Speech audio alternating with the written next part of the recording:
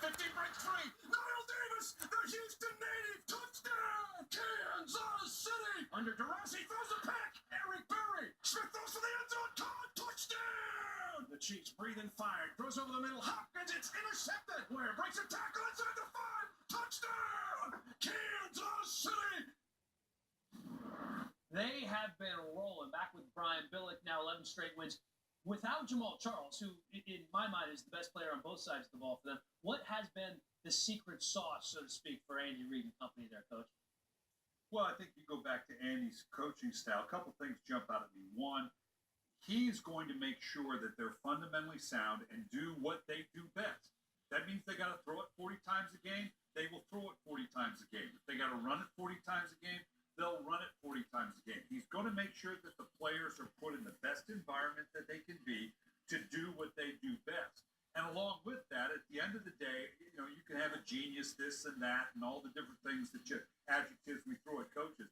Andy Reid is an outstanding teacher. I promise you, this week, in their preparation for the New England Patriots, out at practice beginning on Wednesday or tomorrow, there's going to be somebody on that field that is telling an Alex Smith, a Justin Houston, no, you put your hand here, you step here, it's things that you say, really, this late into the season, this is training camp stuff.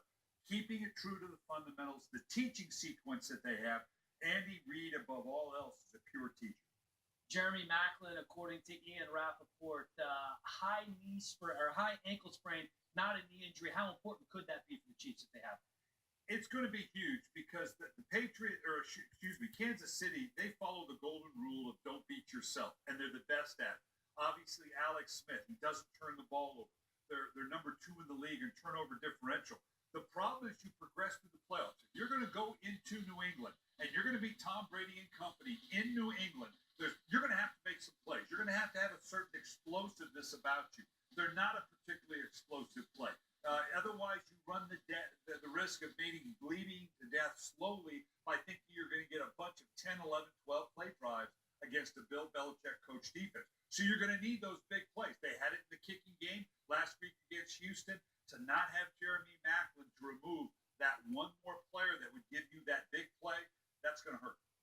All right, Brian Billick, thank you very much. Let's go to Foxborough now. That's where we